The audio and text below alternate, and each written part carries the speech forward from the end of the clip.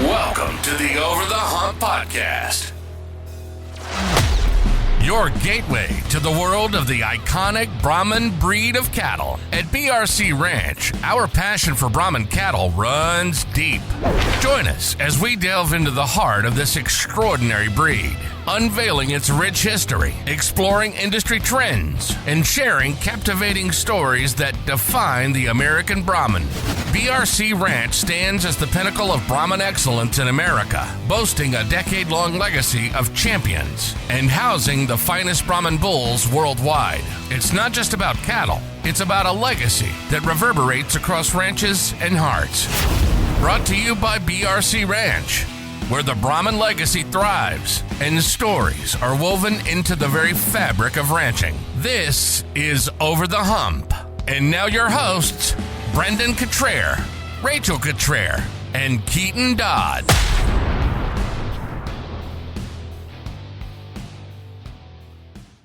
The Houston Livestock Show is the biggest week of the year for most Brahman breeders in the United States. And in this episode of Over the Hump, you'll hear ramblings, thoughts, and recaps from the BRC team on what we thought of the show, the 100th anniversary, feedback from visitors to the ranch, and more. So sit back and enjoy this hour-long episode of Over the Hump.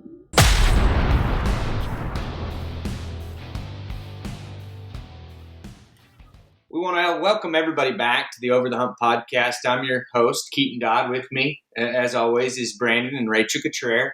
And today we just wanted to dive headfirst into what we consider, or a lot of people consider, the busiest week of Brahman. But for us, it seems more like the busiest month of Brahman. So we just wanted to talk with y'all and recap over Houston. And so, Rachel, where do you kind of want to start off and lead us into this?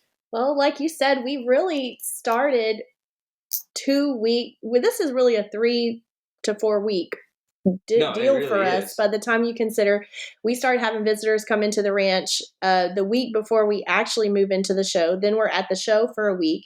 Then we have visitors for the whole next week after Houston, and so it's a whole solid month. So maybe the easiest thing, Brandon, what do you think, is just kind of chronologically go through the week before, the week of, the week after, just kind of some reflections of everything? Yes. So I guess my favorite part of the whole deal starts before Houston, when we start having the visitors out to the ranch. And they come from all over. Central America, South America. I think the first group that we had came from, what group were they from? What area? I can't even remember. Trying to remember back to the beginning. Would that be the people from Costa Rica? Belize? Did you have some visitors from Belize? Belize would have been the first one. And then there were several groups from Australia that came along during that week, some Colombians, really all over. And then we ended up just this morning, which Houston was over a week ago, 2 weeks ago. Yeah, a week and a half ago, something like that. We had our last international group that I'm aware of come, in a fantastic group of Australians. And that's probably my favorite part of the whole deal, is just having all those people come to the ranch before and after Houston, where we can physically show them basically what we preach, we also put into practice. And that's probably been the most rewarding thing to me, where people can see the hype and the promotions that we've been doing in actual practice. And I think people have really appreciated being able to see that in action. But just having the people there and being able to share my passion with those people who have traveled thousands and thousands of miles to be here and put in so much effort because of the passion that they have, that is what sticks out most to me. So people are getting smart, though, because people know that we have customers for 3 weeks of Houston, and people come early. Yep. And it's getting earlier and earlier every year, because if you want the first pick of all the heifers we have for sale, then, I mean, those people were coming like literally 10 days before the show, or people who were wanting like first pick of all of our embryos, they're coming way in advance. And I actually had a top breeder from Mexico who came, I think, the Saturday after the show, and was looking through all the heifers, and I was like, "Oh, these are sold," and he said, "Well, next year I know I'm coming before Houston." Yeah. That's cool. Yeah, I had a similar situation with the group from Thailand, which was the last group that would have came through that I showed around at the end of last week. And we went and looked for sale heifers, and there was only 4 available. And they were just like, well, we're going to have to completely switch our schedule and make sure we stop by BRC first. I guess anybody have any recollection of kind of international opinion on our cattle? Was the reception pretty strong from the people y'all showed around? I know that everybody I showed around was blown away at just the quality and the consistency and the type of cattle that we're pushing out here at BRC. Yeah, I think overall everything seemed to be positive. Like I said, those people have a passion, and then, but there's also breeders that come that I've had respect for so many years because of the programs back in their home country, and I'm glad to be able to show off to them and to show off what we have done and what we've accomplished and the direction and the vision we have for the future. And it seems like they leave more excited than when they got there. And so a lot of people have said, yeah, we see everything you guys put out on Facebook and all the different publications that you're involved in. And most of the time it just hits us as hype and propaganda, but we're actually seeing it out here. You've got data to back up your progress, and the cattle match what you say. And, and I think we're forging relationships with people, and I think it's also shown in the sales this year and the last couple of years, but especially this year in the way things have turned out. But just having people's open their eyes to say, hey, y'all are really onto something here. I feel it's very rewarding to me personally, and I know it is for you guys, just kind of seeing what we've all experienced over the last few weeks. No, I think the thing that stuck out to me and this is just, I like to consider myself a young man, although every morning I've woke up since Houston's been over, I don't feel so young anymore. But the youth, there was so many young, very, very fired up breeders that were excited to get in business with us and at the opportunity to get some of the genetics that we made available. And so I think that's exciting as Brahman breeders. We've seen a generation turnover. Yeah. And I think that's necessary for the breed to survive. I know Carlos Castillo came through early on, Rachel. I know that's a personal favorite of yours. What was his thoughts on the cattle and so our genetics? Carlos is one that's a super smart breeder and top breeder of Central America. And he came, I think, the Saturday before to look through embryos and make sure he got all the semen. And Carlos has his English has greatly improved, but even sometimes there's still a little bit of a language barrier. And he pulled out his Google Translate and typed into me something and showed it to me. And what it said is, the best calves I've ever had are from your embryos. And then he listed, I think it was 21, Sweetie, and 835. And we all just busted out laughing because we were like, those are literally the best calves we have as well. And that was awesome. Going into Houston this year, we had said we wanted to offer more embryos because last year we had, I don't know how many we had, but not enough. We sold out of embryos. And so you, Keaton, got together 3 months before Houston and started planning out these matings of our top donors. And even though we doubled or maybe even tripled our embryo inventory, we sold out again, and so that tells me that people like our cows, like the matings we have to offer, and, it's great. Yeah, I think it was around 200 embryos that we sold over just kind of the week before and during Houston. Like I said, I feel like at the moment we probably could make as much as we wanted to, and there would still be a demand for people internationally wanting those embryos. And so I'm very, very excited about just how receptive people were to our genetics. I do feel that adding the cash counting machine in our office was an improvement for this year.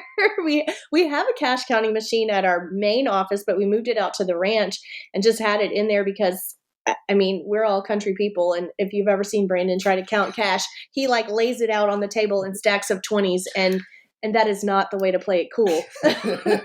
I'm like, come on, Brandon, play it cool here. I lose count very easily because I'm not only am I simple-minded, but I think I have a little bit of an ADHD problem. I don't think you do. I know you do. So if I have to break it out, and And so, but it's not necessarily the most impressive when you're trying to cut a big deal. You got to lay it out. It's basically the equivalent of counting on your fingers. I know we had lots of judging teams come through towards the end of the week and got to spend quite a bit of time visiting with one of my favorite people in the world to talk to, Mark Hogue, Dr. Mark Hogue from Good Hope, Illinois. And he was just asking, so he could inform his students kind of how the whole Brahman deal worked. And he was asking about our international market. And I thought this stat was very, very intriguing because I don't think that you see this in most breeds. But our average size of order from international customers was over 90 units. And so we're talking individual orders. That's awesome. Can you think about the impact that our cattle are having at a national or international level? I remember as a kid, back in the days when it was like, the bulls like 202, and my dad would talk about these ranches that would come in and buy a couple hundred units on one sire and AI everything to them. And that was in the late 80s. And then you hear now how everybody's moved to IVF and they're not buying large amounts of semen. And that was one thing we wanted to sort of bring back, like top breeders worldwide mass AIing to BRC sires. And I think our orders, of course, we do sell small units still, but we had orders ranging from these small units on up to over 1,000 units just from one ranch. And that's amazing. I mean, that was our goal, to get that semen out there at an affordable price point. And I think we did that. What were y'all hearing, from international breeders that y'all showed around, like, just general sentiment on not just BRC cattle, but American cattle? So I guess kind of a repeating theme that I would hear over and over was how maybe genetics were getting a little closer, a little tighter. It was harder to find cattle that were offered an outcross solution. Also, because of the tight relationships of the genetics, they're starting to see some fertility repression. Repression. That's a good word. That's a big word. Right? Where'd you get that one? I practiced that one before I came in here. It's like, that would sound good. But also, they're seeing the growth traits being affected because as the inbreeding coefficients go up, fertility goes down, performance goes down, all that kind of stuff. And so when they really start seeing the need to get out and breed some different stuff, they've found that it's getting pretty hard to do. They've also seen where calf vigor has gone down because of that. So they're getting out and they're realizing the options are slim, but when they've arrived, they're a little bit refreshed to know that that's what we've been working on over the last 2 years. So y'all felt really smart. I did. I really you did. You felt really smart. So 2 years ago, when we're jumping out and breeding these different bulls, there was a lot. I felt a lot of pressure from your wife. That's exactly where I felt all the pressure from. Mostly, and because we all knew something needed to be done because we were basically, not just us, have bred ourselves into a corner. But it's not, you think of the traditional ways of what people thought was an outcross. You breed a Karoo to this, or a Super Stroke to that, or a Madison to this. When you start going back for the generations, you still run into the same issue where there's Remington over and over and over again. So initially out there with the first set of, a first 3-generation pedigree, you're like, oh, well, this one's unrelated and this one's unrelated. Well, you jump back two more generations and you might count Remington 15 times.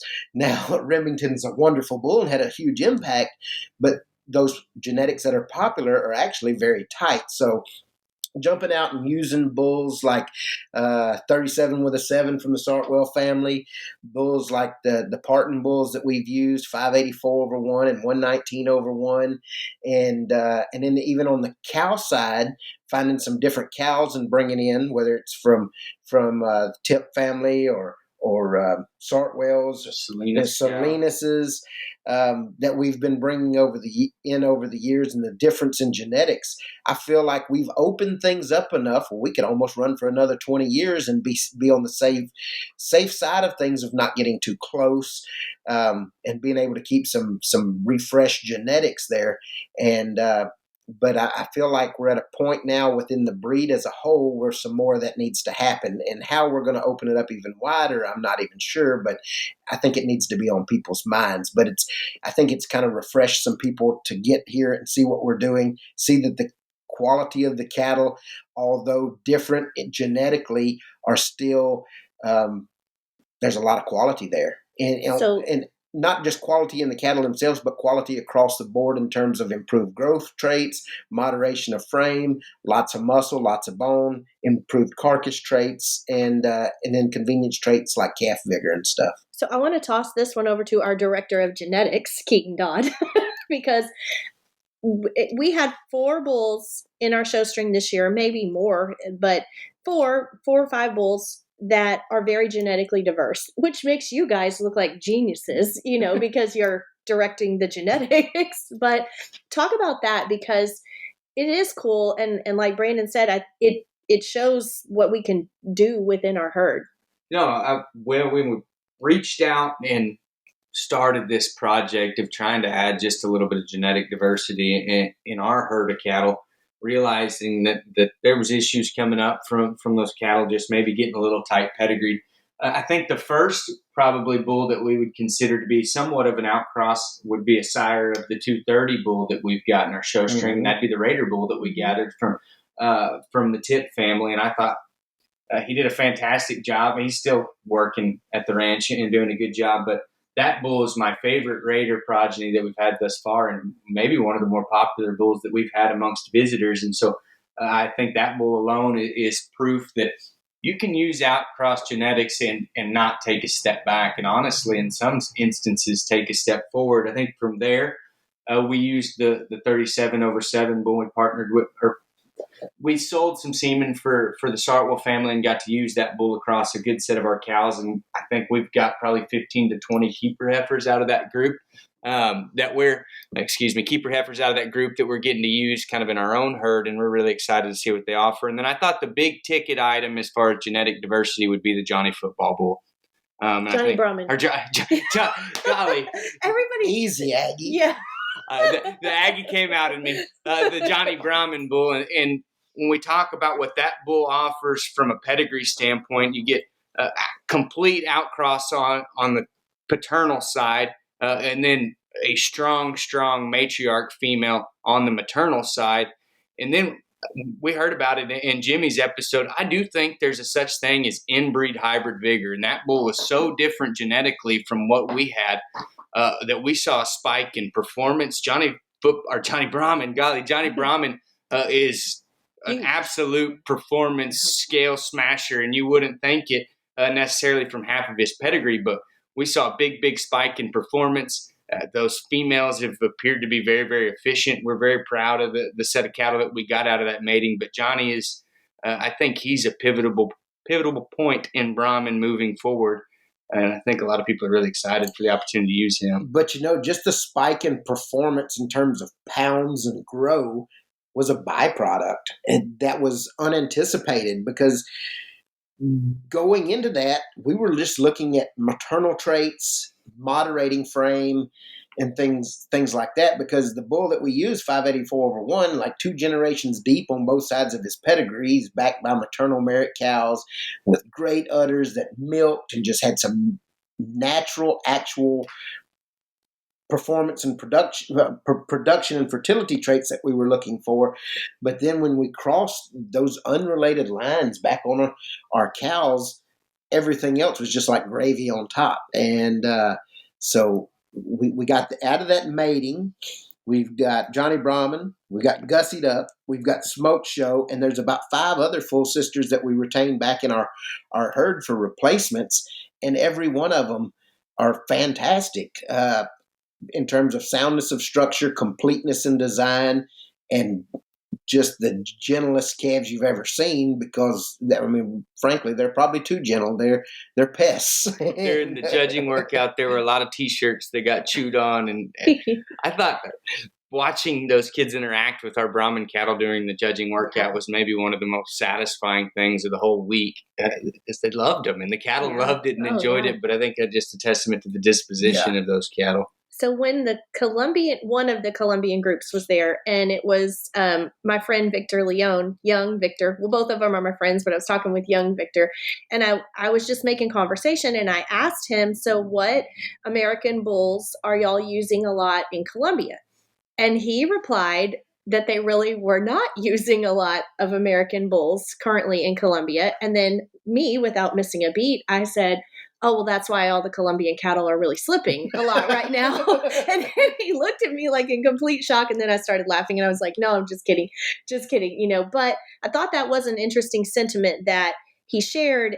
And maybe to some degree that, and I don't put BRC into this category, but that some ranches are maybe not, their younger cattle are not as good as their older cattle were. If that's a nice way to say it, and that he was saying that, well, we all have all the old genetics that we need, but we need young bulls and young genetics coming out. And one thing that made me really sad, I don't want to name a name, but another friend, not Victor Leon, but somebody else, after they were leaving us, they said, well, I guess I'm going to go visit, Jane Doe right now, even though I don't know why, because he doesn't have good cattle anymore. And that really kind of hit me because that can happen. Like you're rocking and rolling and breeding really good, but then you hit a point where your cattle are just not coming down the pipe, are just not that good.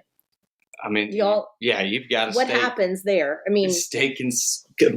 Keep change at the forefront and try to make progress in every mating decision. One thing I noticed from a lot of the international guests and just talking with them is they have no intentions of using anything average. And so it's become so much harder to move the average. That's a great observation. And I think just as Brahman breeders, not just BRC, but all of us need to keep in mind that when they come up here, they're not looking to keep their cattle the same. Mm-hmm. They're looking to make them better. And so I think it becomes harder and harder every year to move the average.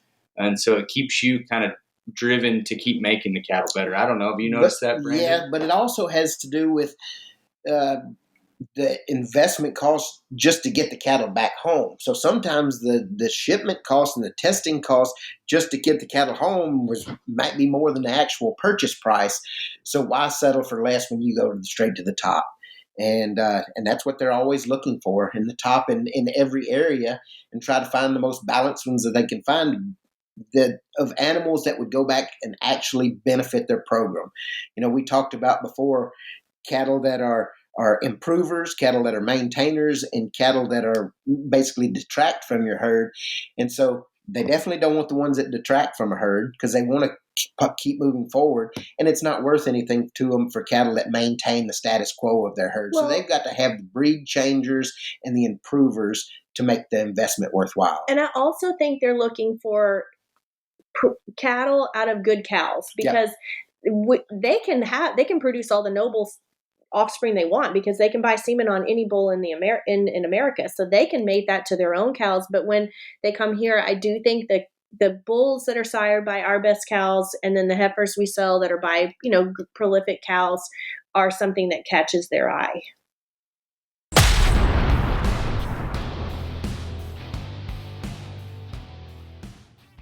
When it comes to breeding your Brahman show heifers, you can trust BRC Ranch to provide high-quality bulls at great prices. Make the most of calving your first calf heifers with low birth weight bulls from BRC Ranch, like Boomtown, Peanut, Aggie, Swing Wide, and more.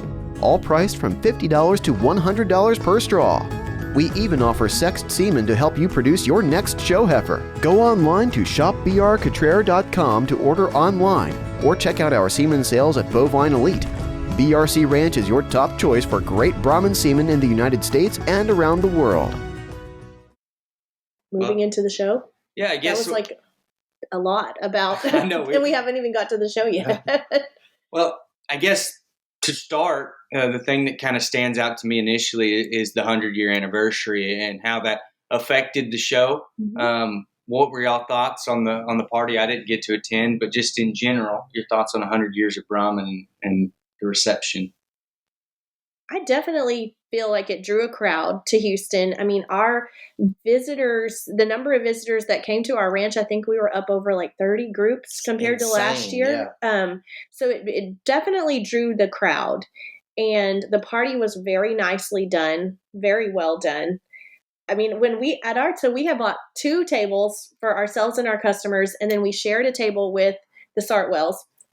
And I'm just going to say I felt kind of cool because the table was Brandon and the Finleys, and then the Sartwell family, and then Claude Kuntz and his daughter. And I was like, bam, power table, power table right here. I mean, we were the least powerful part of that table, but and then at our other 2 tables, we had, just great friends from Panama, Mexico, Honduras, Paraguay sitting with us. And it was just amazing to just share that time. Yeah. The just being able to sit there at the table that we were at, you didn't have to worry about any kind of stall or awkward conversation because. Tell them about Miss Shuggy. Tell them what Miss Shuggy was saying. You're going to have to remind me because now maybe who was telling me? Okay, so when Miss Shuggy first sat down, she was reminiscing about Claude Kuntz as a young man, right? Because Claude also attended the 75th anniversary party. Yes, and the 50th anniversary party as a child. Are you sure? That sounds about right. I don't know. Yeah, no, because he would have been a kid at the time. Okay, like a baby. Yeah, and she said, you were the worst little boy. No, she said, you were the second worst little boy I've ever known in my life. And the first one was... Jimmy, the other one? No, it was Mitch Thomas. It was Mitch Thomas. It was the number one. And so, it's... There you have it, Mitch. That was great to have several people there that were not only a part of the 100 deal, but at the 50th as well, and families that have made such huge contributions to the breed. They're sitting at the table telling funny stories, and I was just amazed to sit there and listen to them. It was good. I guess if I had to say a negative thing about Houston in general is that every year we start seeing this like political web of ABBA drama. I don't know if y'all were hearing that or not, but I actually just started a journal of when I started getting calls that were all about scheming up different stuff for like elections. And they started on February 14th. And I got a call or some type of communication every day up until we got to the show. And so, I mean, I don't know, for me, I do think that kind of sheds a little bit of a negative cloud over such a fun activity. I don't know if there's an idea of like moving that away from Houston or whatever, but I do feel like that kind of gets it makes things a little awkward when you have like a big election right in the middle of your show. You have to show. I get why they do it because there's so many people from the breed kind of there at the same time. But I agree. I almost feel like we need to keep the show separate in general from everything that goes on breed-wise and let it kind of be a standalone entity. I guess it all comes down to power and everybody's kind of just chasing that. But at the end of the day, it ends up coming back around to judge selection always seems to be the biggest kind of hoorah that everybody's talking about in trying to manipulate when they're trying to manipulate ballots and get people elected. And so I guess I'll toss that back to you two. And I know I've got an opinion on maybe how we could fix it, but what do y'all think's maybe what is yours? Okay. Well, you should just share yours. Well, personally, I think that we need to either take that decision out of the hands of the ABBA and either put it in the hands of the Houston Livestock Show. I mean, they hire out the judges for all of their junior shows that are run spectacularly. If there's anybody that can do the best job, I would think it's a show like the Houston Livestock Show. And so I think either that, or we could kind of take on the moniker that like Beefmaster's been approaching, where they have a Beefmaster promotion group that's completely a separate entity from their breed association. And if you want to show, if you want to be a part of it, you need to also be a member of the BPG. They handle the hiring of judges and completely keep it separate from ABBA, and I think that keeps things cleaner. Mm-hmm. as Mr. Beefmaster. Both Mr. of you judge a lot of Beefmaster shows, don't you? I do actually. I love the Beefmaster people. They always seem to be pretty receptive. But, I mean, that's interesting that you say that, because if y'all are judging these shows and you find it enjoyable, that likely means there's not a lot of drama or scheming or, conniving going on, and they're just people having a good time. I mean, I'm sure there's that. There's always a little drama, but they're good, clean run shows with minimal. I was visiting with David Miller about this exact thing, and I mentioned the very tight contract that Houston Livestock Show shares with their judges, and in regards to high integrity and maintaining a high level of ethics. And Brandon, do you remember?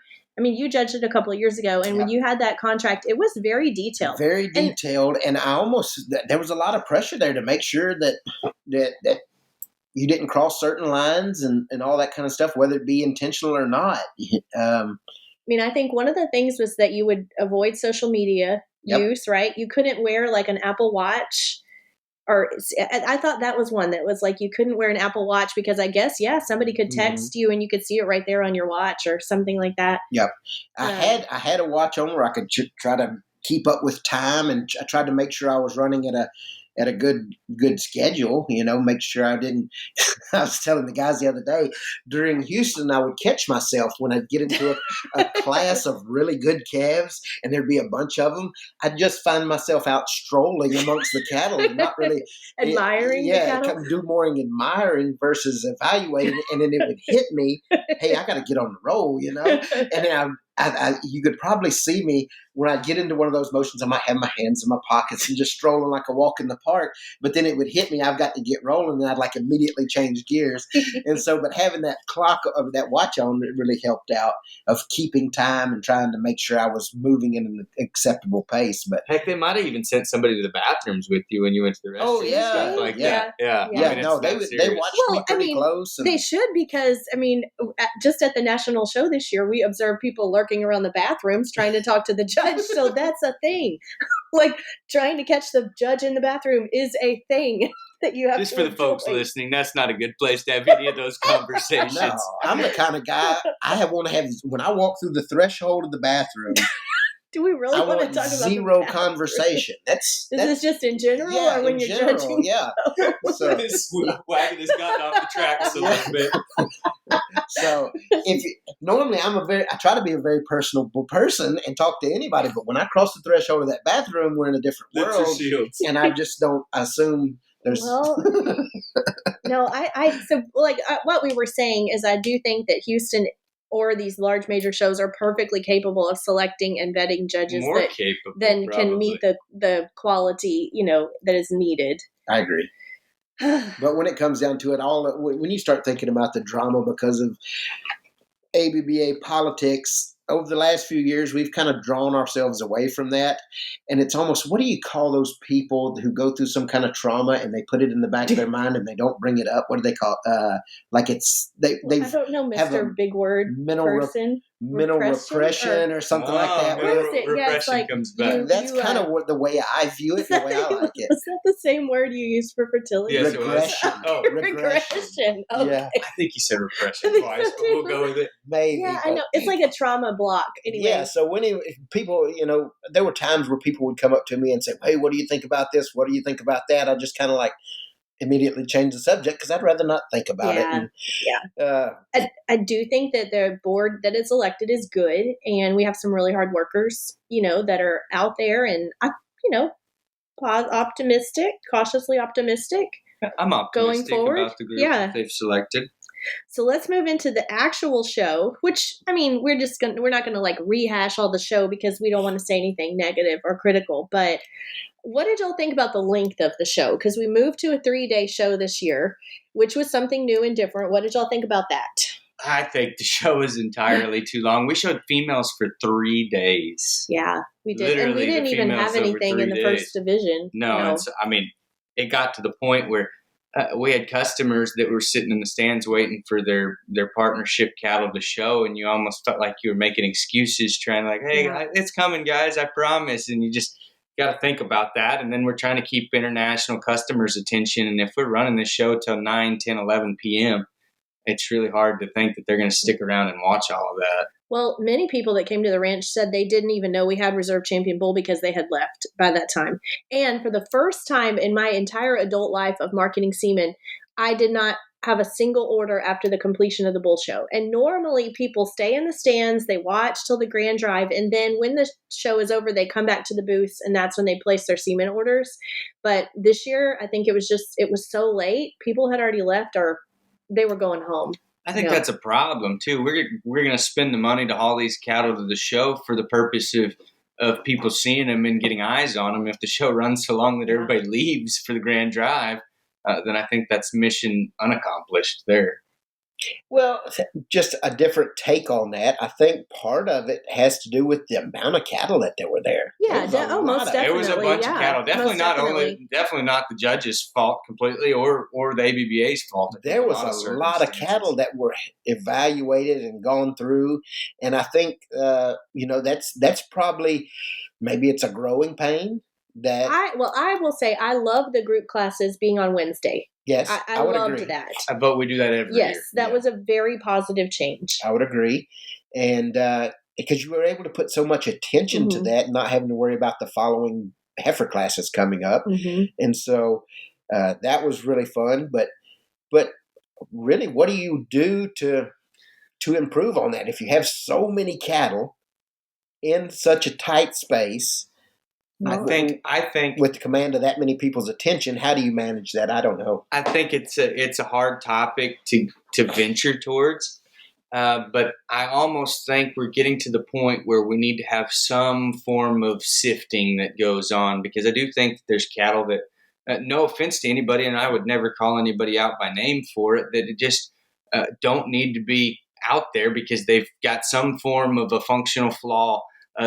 Honestly, they should be kind of disqualified. And I think, for Brahman, it's going to make us look better when the cattle they get paraded out in the arena are all at least very, very solid and functional. And B, it'll shorten up that show quite a bit if we reduce the numbers of cattle that get put in the arena. Well, that is what they do in a lot of the Central and South American countries, especially like Colombia or Paraguay. They have that selection committee that, like we have our weights and measures day, they have a day where the cattle are paraded in front of this committee, and all the cattle with feet issues or crooked mouths, crooked faces, any kind of disqualifying type feature are automatically kicked out and are not allowed to show. But the breeders there are also expecting it, so they know also not to breed those cattle, because I've been down there before judging, and I've commented, and like, these cattle all have good feet that I've seen today. I haven't seen any rolling toes or anything like that. And they're like, oh yeah, we handled that 2 days ago.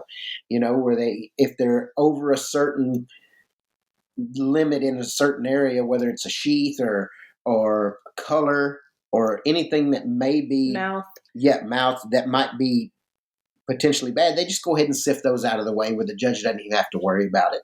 And maybe we're at that point here. So a good two idea. Well, so Carlos Arenas from Uberaba, top cattleman of Guadalajara area in Mexico, we were talking about that the class, there were some cattle that maybe shouldn't have been there.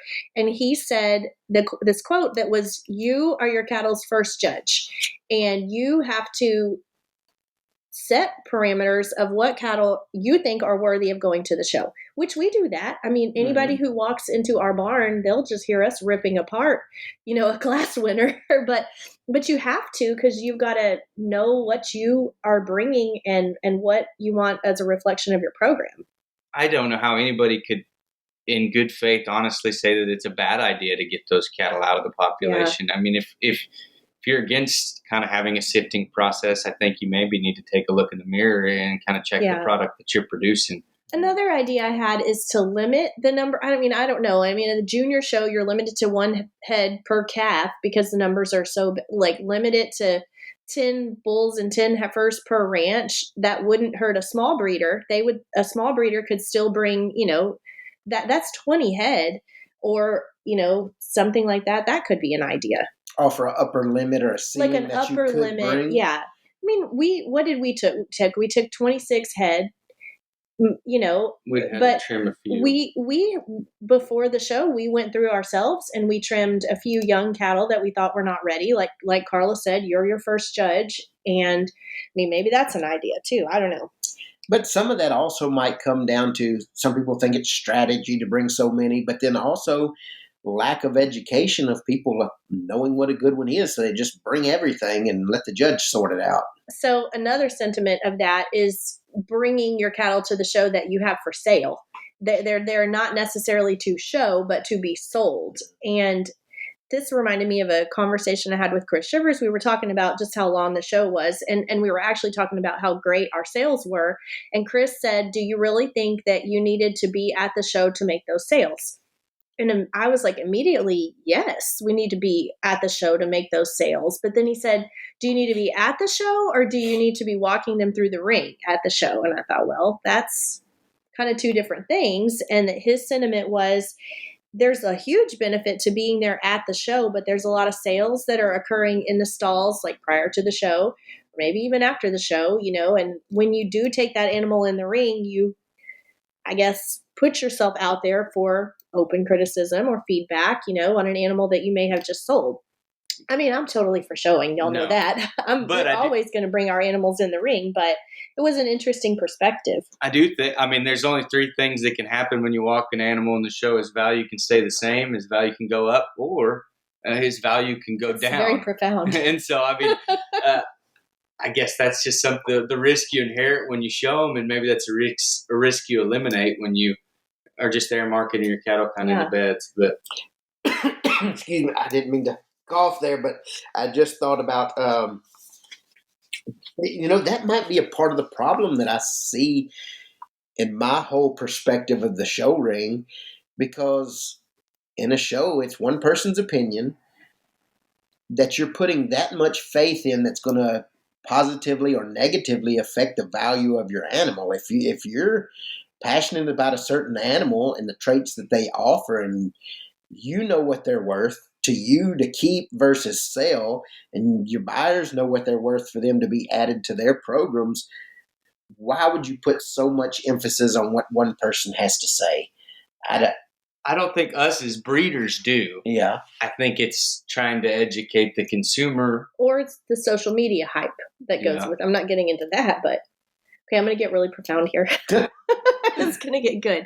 Okay, I would say from the last X amount of years, from when we started showing Noble, prior to Noble, we would be so anxious going to the show of who's going to win, what's the judge going to pick, do we have any connection with this judge? But in retrospect, it was because our cattle were not where they needed to be. So we were relying on these outside factors. But when I distinctly remember prior to Noble showing, we had this conversation that we were proud of our cattle that we had taken, and no matter where they placed, we were good with it. And I feel like BRC is at that level that our brand is stronger than one show. Or our brand is stronger than a show ribbon. Because stay with me here, but think about our top, in the Get of Sire, for example, first place Get of Sire was Noble. Noble never won Houston. Noble was never a national champion, but he won national champion Get of Sire this year and Houston. Second place Get of Sire was 160. Also never a Houston champion or never a national champion, although he was the Dixie national champion. Which is real close. And then, I don't remember the bull that was third, but the top two were non-show champion bulls. And then let's think about our top three cows. You would say Sweetie, she was a champion. 21 was a champion. 835, not a champion. Captain, look at our top selling AI sires. Noble, 160, Boombox, Captain, Dutton. One reserve national champion amongst that whole set. So you can't, it's entirely possible to have a herd that is above dependency on a blue ribbon for its success. Oh, yeah, that absolutely. Was super deep. Y'all know it was. Well, does that mean we can quit showing now? No.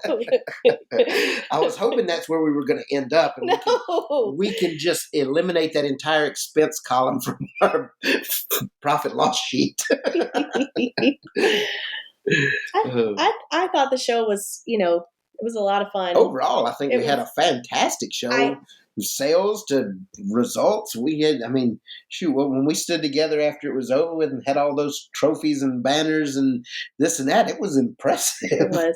We truly are blessed. It's good to keep perspective, and we had a great show, and it's one man's opinion, and you roll on to the next one and keep pushing at it. But Keaton and I were talking this morning. I was downloading some of the pictures from Next Level, and I observed that Alfredo Muscas is our judge. His demeanor towards the exhibitors was very kind. If you look in the pictures, like every time he's picking a champion, he's like smiling. He's like patting Harley on the back, almost like hugging, and that was nice. And I also observed, that show lasted a long, what time were we taking pictures of Amos Moses?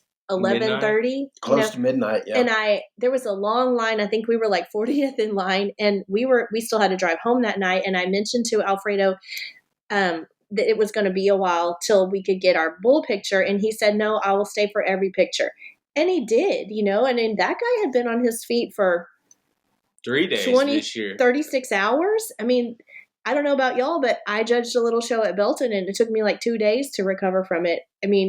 After you judged Houston, Brandon, were you sore? Were you tired? It took me about 2 weeks to get it over it, from my hips to my knees to my ankles from walking. I think it took a little time to get over the joint pain, which made me realize one, I'm heavy, and one, I'm old. So that brings up another topic of, would it be valuable to have an associate judge? You guys know more than me, but do they have that in like the pig show where there's like a pre-judging, Yeah, and most breed national shows like the Brangus deal, if you sat and watched the Brangus show that was going on at the same time as the Brahman show, I thought, hey, the associate judge deal seemed like it was working, and they actually had guys, which I don't know if I advocate for this whole completely, but two different backgrounds. One judge was a Spanish speaker from Mexico, and the other judge was a man from the Midwest.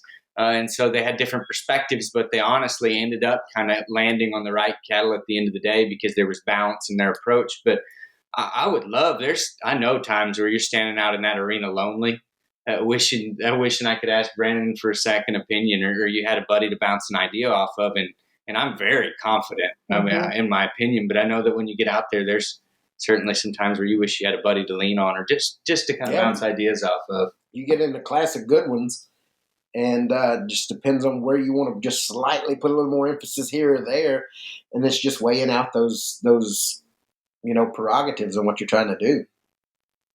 If you had to pick an associate judge between me or Keaton, who would you pick? No. I would pick Keaton all day long. I knew you were going to say that. You would get ridiculed less by me, probably. Yeah, because I don't know. I think it would lead to greater consequences afterwards if I was to pick you. I honestly think that might be the end of civilization if that ever happens. So let's just make sure we don't let that happen. It could be. Well, we talked about the show. I know, and we've gotten to some deep discussion. Let's talk about some more lighthearted stuff. What are some funny things that are, just... The casserole catastrophe of 2024 is one. Oh, Harley might be embarrassed, but you got to tell this one. Yeah, so the crew, great idea. I think Harley's an innovator as far as managing a show crew and running a show and all of those things. We're blessed to have him. But his idea was, let's stay in an Airbnb. We'll hire my mom, and she'll keep food prepared for us. And when we get home whooped and tired, we'll have dinner ready to go. And the very first night, the casseroles that they got had somehow maybe spoiled. And I'm not sure exactly where that got crossways. But the entire crew ultimately, after that point, had food poisoning. It put poor Lynn out I think Lynn was sick maybe for 3 days following that. I think he had an incident on the wash rack. Yeah, I believe blowing chunks and washing it down the drain. He still pulled out the CAF championship, though. That's right. And he stayed in the wash rack the whole time. So that's compliments just that might have been the safest spot to be if he could, as it came out, just wash it down the drain. That morning, so Harley called me, and we all kind of have the general sentiment that no news is good news. We don't over check in with each other. So when I had a phone call from Harley on Tuesday morning, we were slammed at the ranch, and Harley calls and he's like, I think our crew has food poisoning. I'm like, oh my gosh, what do you do now? But they made it. Which, by the way, at the show, I felt like we had the all-star crew of the century. We did. We did. Between Harley and WT and Ty and Sam, Tisha, we had Devin Lockhart, Elizabeth Crum, and even a lot of the ABBA kids who were fantastic from Kylie Beeson and help me remember all of them. Lauren Bacall. Eddie Wilson helped me negotiate an international deal. Isaac Duhan helped us. Who else? I hate to leave everybody out and then of course Miss Julie Wade keeping everything going. But we had a phenomenal. I hope I'm not missing anything. No, I think you got it. And because you didn't say Lynn, but we already spoke. Yeah, Lynn Castaneda.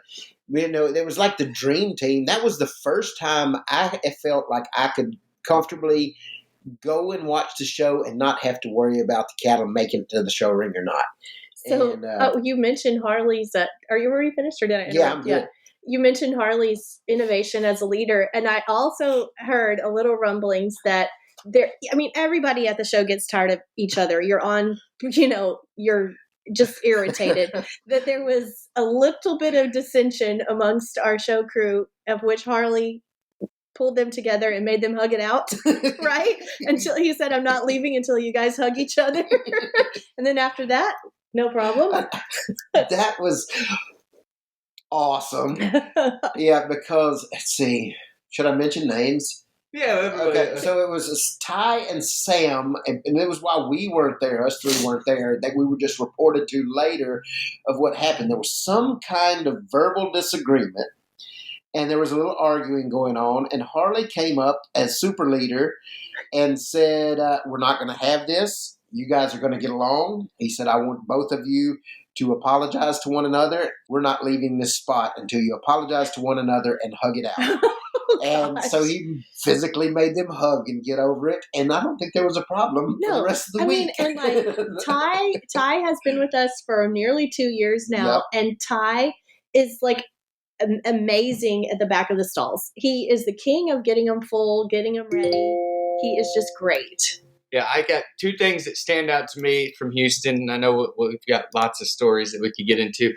One of the ones was, this is awesome, and it's just a testament to how excited people were to get out and see our cattle. But we got home late Friday night, and we were talking about me and Tisha and Sam and Brandon. We're talking about what time we needed to get to the ranch to feed. And Brandon said, well, there's no reason to get here before 8. Nobody's going to show up till after 10 as late as the show went. Wrong. We probably had 15 groups there by 8:30 at the latest. The first ones arrived right before we did at 7:15. And then the other thing that stood out to me that we haven't even talked about, and I still have it with me, but Matt Warren brought by a little bit of peace and brought us some Jesus. And so Brandon, I've ended up with one of the Jesus, and I'm not sure Rachel has the other. But that was just a fantastic thing that kind of lightened us all up. When you talk about God's timing and the way God works in mysterious ways, we were coming out of the stands. It was in the bull show. It was in the bull. Yes, it was in the bull show, and I was walking out of the stands, and Matt Warren from Florida walked up to me, who is Matt Warren. I love Matt Warren. He's a fantastic guy, and just out of the blue, he walks up and he hands me 2 little bitty pocket-sized figurines of Jesus. And he says, here, I just want to share Jesus with you today. And he handed that to me, and I'm like, oh, that's awesome. Thank you. I was like, what a good way to share Jesus, even though the little figurine's not going to help you do anything, but it's kind of like the What Would Jesus Do bracelets that people used to wear, like WWJD, just to keep it fresh on your mind. Well, as soon as he hands it to me and we part ways, I'm walking up to the booth and I see somebody approaching Rachel that I knew might cause some problems. And I immediately walk up to Rachel before that person arrives and I hand her one of those Jesuses, and I said, remember to keep Jesus with you and on your mind. And the timing of it was perfect because as soon as I was given that thing, I was turned around, was able to give it to Rachel. And then the other person approached, and Rachel handled the entire situation with grace and class. Thank you, Jesus. And it turned what could have been a bad situation into an awesome, perfect, positive situation. So I literally rubbed that Jesus. I probably rubbed a hole in that Jesus from Division 3 till the end of the show. But we also passed it around. We got 2. Between our crew, 2, and we passed it around for the entire day, the rest of the day. That was amazing. I mean, of course, we know that like the figure. It's not worshiping an idol. It's not worshiping an idol of, we're all about Jesus. Right. But it's the thought of keeping him forefront in your mind and sharing God's love and light, so that really helped us. And Matt Warren, if you hear this, thank you for that, because that was a great blessing that you gave to us. It was a good reminder, that's for sure. And the perfect timing of it was God's word. So my funny thing is the show announcer who kept referring to us as BCR Ranch. Did y'all notice that? And the Qatar. And then all the pronunciations of Qatar, Contreras.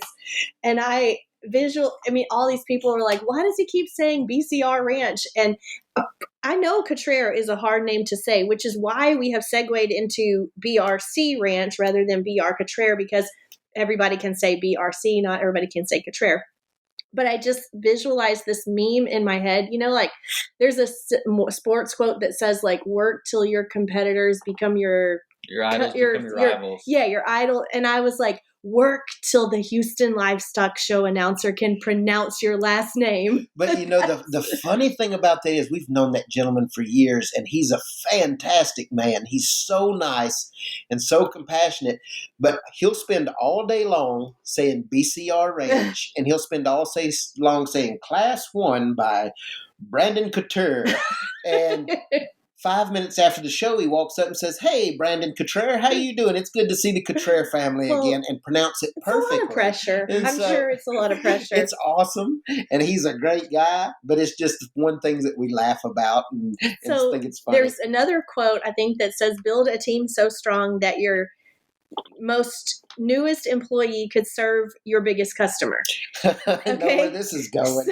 Okay, go. Build a team so strong that your most newest employee could serve your biggest customer. So it happens. This would have been the Saturday day of chaos. The day of chaos. We got back from Houston, and from 7:15 in the morning till well after dark, we never had a break of people showing up to the ranch, and it was wonderful. And we try to be as hospitable and accommodating as possible to everyone, which is also why we try to put together a great team of people who, no matter what or who we send them with, from Molly on up, we can send any one of our team with a group of people, and they can give them a first class tour.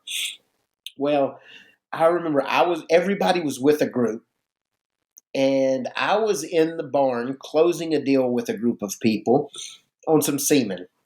And it might have been 10 units, 20 units. I don't know. Well, Sam walks up to the door. Sam has been on the team for a month. 17 years old. 17 years old. Comes over from Florida as an intern, and also serves, because of his Colombian heritage and background, has spent the week serving as an interpreter for us. And but also helping anywhere he's plugged in. Sam's been a great asset since he's been here, and we love him to death. But he walks in, he says, Mr. Brandon, I need to talk to you for a second. And at the time when he said that, I was in the middle of something, and I'll be honest, it kind of irritated me. And I was like, "Okay, what is it, Sam?" And I walk out the door, and he's like, "These gentlemen here would like to buy these heifers," and he hands me a list as long as my arm of heifers. And I said, "Which ones do you want off of this list?" And he said, "They want them all." And I was like, and I almost fell over because he handled it. And I was totally like, handled it. Okay. I was like, how do we want to handle this? He's like, well, it's already been handled. I told him how much the price was. They've agreed on it. And these are the heifers that they want. What do I do with this list? And I was like, you just closed this deal? And he said, yeah, like it wasn't no big deal. And which was the biggest deal of the entire sale. And it was great. I could have kissed him on the mouth, but I almost fell over. But that was a fantastic deal. And but it wasn't just Sam; it was Sam and Tisha, who was our intern from Paraguay, who helped close the deal, because both of them, the customers, spoke only Spanish, and both of those basically hammered out the deal with these guys without any of us. So being able to build such a team that's capable of anything is fantastic. Even Molly, because I had a group of Colombians show up the very last of that day, and there was a group that it took. When we have tour people around the ranch, we have mules that the ATs side by sides, and that we show people around. And at the time, it was just me and Molly, and we had enough people to get on both of them, so we filled them up. And some people, they might, I don't want to say feel a little bit slighted if they don't get to ride with me or Keaton or Rachel or something like that. And one group, since it was just me and Molly, had to ride with Molly. And I said, I'm putting you in the best hands, I promise. And they were like, well, we want to ride with you. But there were already two people. The other people called shotgun. They were ready. Molly's 12, Molly's for the 12. Record, yeah. But I said, and she was in her gym clothes. Yeah, so I could kind of feel, after school. I kind of could feel their sentiment on what they were meaning. I said, I promise you, when we stop, you're not going to hear anything that the other people don't. You're not going to miss out on anything the other people hear, because I'll make sure you hear it.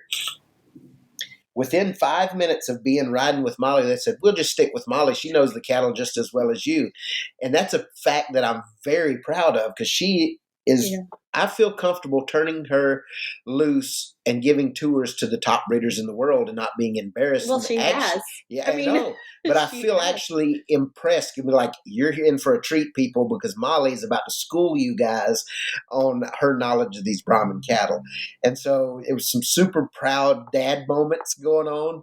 And Molly just was a superstar at being able to show people around and giving tours just as well, if not better than I or the rest of the team can.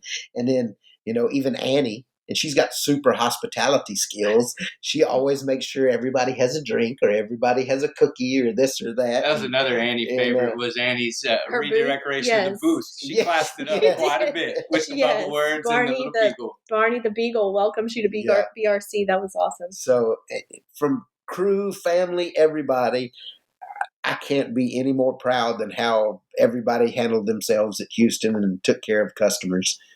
Fantastic. Anything we missed? No, I mean, I guess it just thank you to everybody that stopped by and visited, and the conversations had this Houston will definitely be stuff that I never forget. I had as much fun working and speaking with customers. But I would say, just kind of wrapping up, I think we had over 1,000 visitors to the ranch when you count the judging teams that came. Yep. Our sales were up over 60% in both semen and embryos and live cattle sale, up 60% from last year. I mean, so that was huge. Just a great show. Well, let's wrap it up with, we always ask people their favorite animals. So let's just toss out our favorite animals that showed at Houston, non-BRC. Well, if you want, you can name a BRC animal, but you also have to name a non-BRC animal. Just toss out, what are some of the standout cattle that you remember from the show? Well, I know the BRC animals that Brandon and Rachel are probably going to speak for, so I'll definitely pick a different one. But the BRC animal that stood out to me at Houston And it wasn't necessarily where he finished, but the bull that I just thought looked really, really impressive out there was the 230 bull. Yeah. I'm really proud of that bull and what he's turned into. As far as non-BRC, I think two ranches really, and there was lots of ranches that had great cattle, don't get me wrong, but two that stand out. I thought Stuart Watkins had a great show and as good of a set of red cattle as I've probably seen in one bed. Loved his cow-calf pair. I liked his bull. He won the genetic group. Yeah, and then La Muñeca de Guerras, I'm very, very impressed by their red Brahman bull, and then their polled red Brahman female too is fantastic. And so those were two that I thought were just highlights for me. Stuart's bull sold to Rancho. I think the bull is Viceroy. Is that how you say it? And he was reserve senior champion, and I think, don't quote us, but I think he was. And he sold to Rancho Chapapote in Mexico to build their red Brahman program, which is huge. So that's big of an honor as you can That's have. amazing. That's a good place to start, but also where he's going. Stuart's red cow. Did somebody mention her? Yeah, she was fantastic. The beautiful udder. I think when I judged Houston, she was a baby and won her class, but just a beautiful female. And even back then, you could tell she was going to have a great udder with good teats. But then when you see her as a 3-year-old nursing a beautiful calf and having that beautiful functional udder, I was like, I found her when she was young, But I really liked her. What's another one that I really liked? I would say that I really liked the Fontenot's Red Bull that was reserve grand champion, and I had texted Craig after the show, and I was like, it was just very fitting that it was just a larger framed, dark cherry red, easy fleshing bull with a lot of breed character, and that's just what you think of when you think of Fontenot Red Brahmans. And I really liked that bull. I thought that was a bull that was really good. Clayton showed a bull, and I don't remember if he showed him himself or not, but it was a Satterfield bull. And I can't remember his brand number, but I remember when he walked out there, I said, "That's a really nice bull." And so I'm going to go do a little homework and try to find out what that bull was. I think he was a Mighty Mouse son. He was a cool bull. I remember I liked him last year. I think he was like second last year in class, and I've liked that bull for quite a while. Yeah, he looked really good at the national. Lisa's another one that stands out to me. She looked amazing as always. Just looked like classic Brahman breed character with just a stellar female. I always love her. We were tied nose to nose with Heritage and butt to butt with England, and we just got to look at good cattle all week, really. I mean, the England stalls were packed. Congratulations to them. They had a division champion with the polled bull. I think that might be the first polled gray Brahman bull to get a piece of a division. And if I'm not mistaken, he's a polled Maverick son. Oh, really? He may be. I don't know about that. I don't know if he was or not. I don't know. It's a cool story if it is. We're going to go with it. Oh, my gosh. Yeah, okay. I'm just going to interject this. I saw something today. This is not about the bulls, but I saw something today of someone who had posted a picture on social media that said the champion bull of Houston, but it was not the champion bull. The champion bull of Houston was Mark Ferguson's bull, and we were reserve. And this was a story that said the champion of Houston, and it had like a trophy emoji, and it made me so mad because it's not the champion. The champion was Mark Ferguson. But it's like, where do people get off thinking they can just, I guess they were trying to plant a seed in people's mind of maybe people who weren't there. I saw a similar one where somebody had a trophy and they used it for Facebook promotion, but it was a sponsorship trophy. People, accuracy. But back to favorite females. But Brad Hensey's red female, I thought looked really good. I liked her. I remember when we were at Cattlemen's Congress, and she represented the Red Brahmans in the Supreme Champion Drive. And so, whereas we were lined up out there with the Brangus and the Beefmasters and the Simbras and all that, then it was us, and directly behind us, that Elizabeth heifer was right there behind us. And when I would make a circle to lead Margaret out and come back in, every time I would make a circle, that red female would take my breath away. Yeah, she's beautiful. I think they call her Elizabeth, and Leah does a fantastic job showing her. Another one that stands out to me, maybe my favorite moments from Houston involved one of my very favorite ladies in the world, Miss Cheryl Griner, who's been a fantastic customer. She had a great show. a division champion heifer, reserve division champion bull, and then three class winners that she raised. I was just tickled to death to see how much joy it brought to her and Miss Beverly, and just proud of them. That was great. Oh yeah, that was really great. There's some people that as they come up to you, they just brighten your day. And though they are one of those two ladies are fantastic. Yes, there's no pressure with them. They have the most cheerful personalities, and it's always sunshine. And so they're people who just shine a bright light and make a positive impact wherever they go. So it's so glad to be able to see them have some success in the show ring. And because I know they've made significant investments in genetics. They work hard at everything they do, and to be able to reap the benefits in the show ring I'm so happy for them. Yeah, so if Miss Cheryl, Miss Beverly, and John are listening, we are super, super proud of y'all. Yeah. I don't know. I mean, we've really talked about a lot. Anything we have missed? Just a big thank you to Houston, maybe. Oh yeah, yeah. I mean, I think that's the superintendent. The most that is the best Carl cattle Hinks. Spectacle in the world. The Dean Foxes, the Wes Allison, Dr. Jason Clear, Carl. There was a moment when we were trying to load out, and at midnight to go home, and we were loading the trophies in the car, and Brandon calls me and says, "I need Carl Hinks' phone number," and I'm like, "Oh Lord, this is how I got the Jesus figurine." Actually, after some choice words with the very, very overzealous officer, I was like, "What are you about to get arrested here at the very end of the show?" It wasn't me; it was Keaton. Me, I was going to go with it and just be like, "Okay, we've had a good time. I can manage around this obstacle."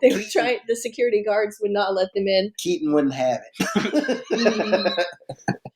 Well, I think it's safe to say this has been it was a wonderful Houston, record-breaking sales for us, just a great, and hopefully for every other Brahman breeder out there, like hopefully everybody had a great week and made some friendships. And top to bottom, the show was fantastic.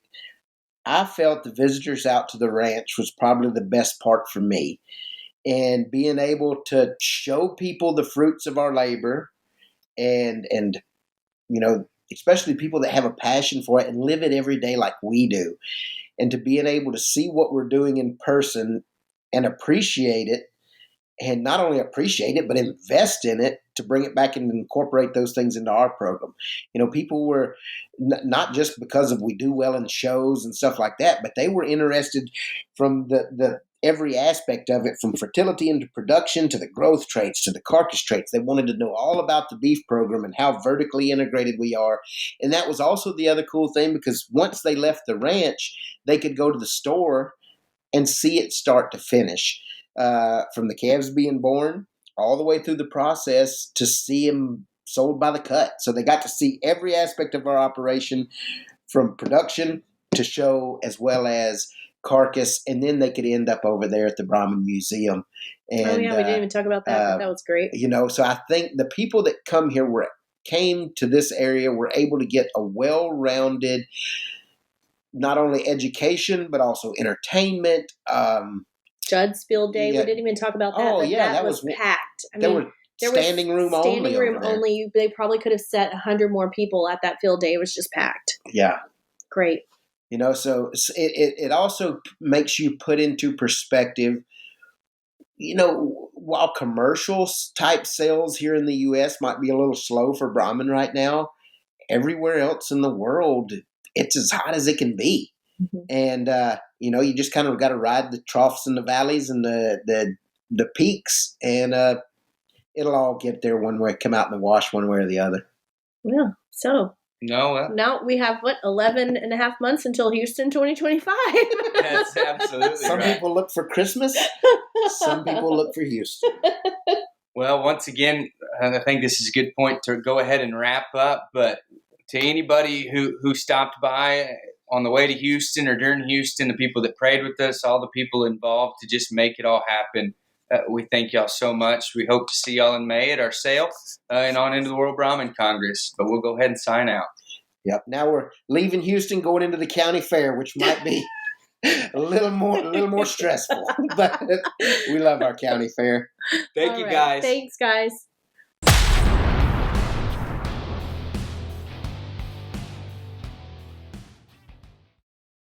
Hey guys, we hope that you're enjoying the Over the Hump podcast. We've had so many great reviews and great feedback from this podcast, and we've had several people asking how they can support it.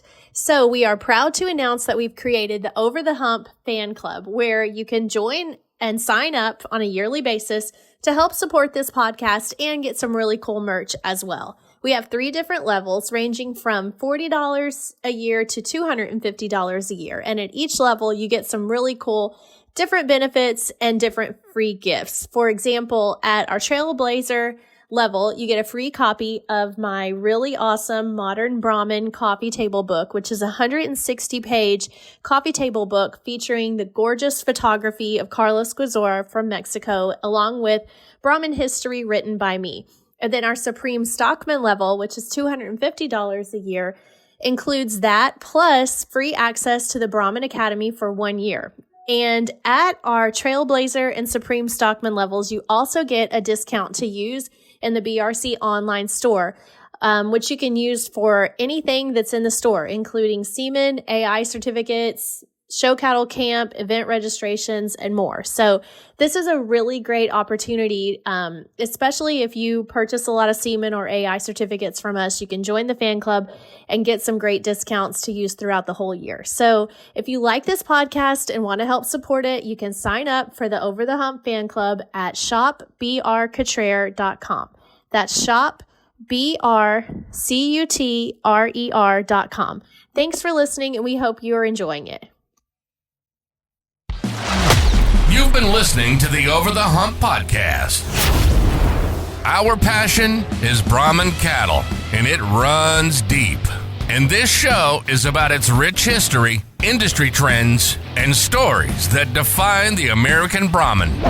We hope you've enjoyed the show. If you did, make sure to like, rate, review, and subscribe. We'll be back soon. But in the meantime, find us on Instagram and Facebook at BR Cutrer. See you next time on the Over the Hump podcast.